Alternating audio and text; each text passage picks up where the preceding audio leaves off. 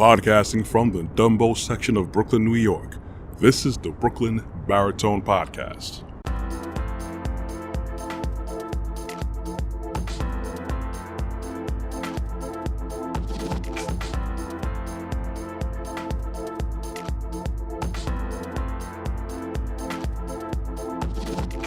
Good morning, everyone. Well, it's morning whenever I'm recording these podcasts in production, but whenever you choose to join me, morning, afternoon, nighttime, late at night, evening, it doesn't matter. I always appreciate the likes, the looks, the listens, and of course, I would appreciate you hitting that subscribe and notification bell on my YouTube channel, Brooklyn Baritone. Of course, do that with no pressure at all, but I would like the algorithm to swing in my direction in my favor. I just recently came across a headline in a news stream about some CEOs of major retailers like Target, Kroger, Walmart, where they want the authorities to step in and come down on some independent online retailers.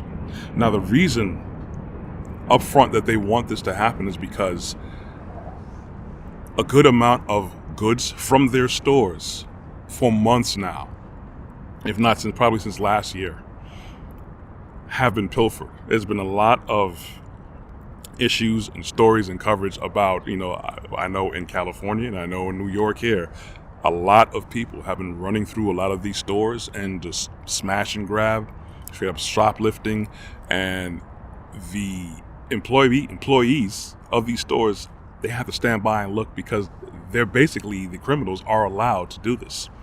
From what I understand, I could be wrong, but from certain things I've read is that if the theft is not exceeding $900 in dollar value, then, charges won't be pressed or something along the lines of that. That's insane to me. I don't understand how you expect a society to properly function with order when you are basically given the green light for chaos. A lot of people who are criminals and people who probably weren't criminal minded are enticed now. They have incentive to go ahead and, hey, I'm going to go and start this little criminal empire. Whatever it may be, however small it may be, however quick it may be, I'm going to go out there and make myself a quick buck. Now, it's already bad enough if people go and steal things just because, they may be a kleptomaniac or they just happen to see something that they need or want.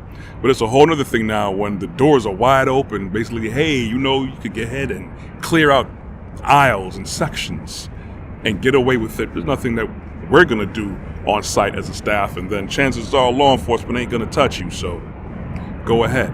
So it's not just this petty theft. This is basically people getting the green light to steal. And I mean, I've come across one clip where it was an SUV and a minivan, and the people came outside with loads of detergent. They had shopping carts filled to the brim, almost overflowing with laundry detergent, and they started flinging those bottles of laundry detergent inside their vehicles, and they took off like a bat out of hell.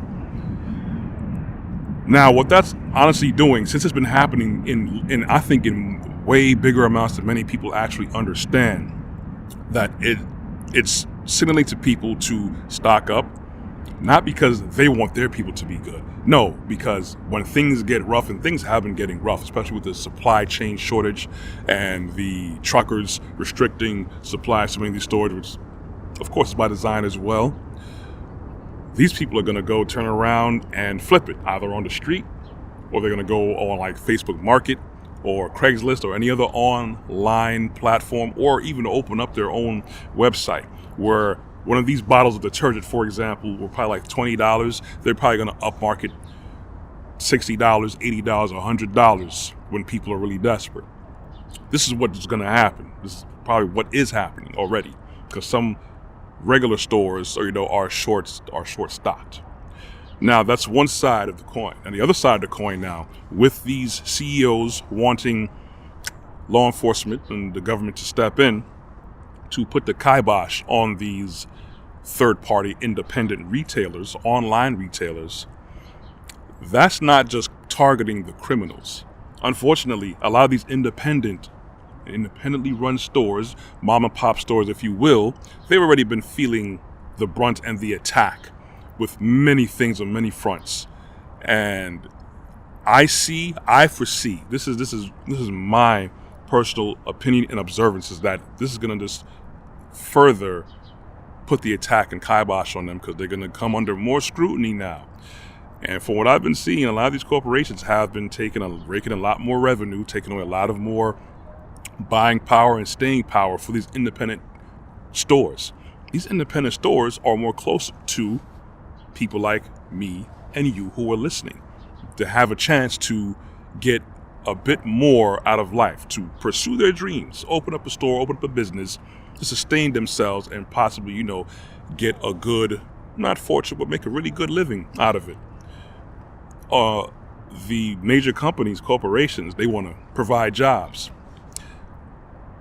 It may not be the best career-defining jobs, but then there'll be a lot less people patronizing these mom and pop stores and the independent third-party stores.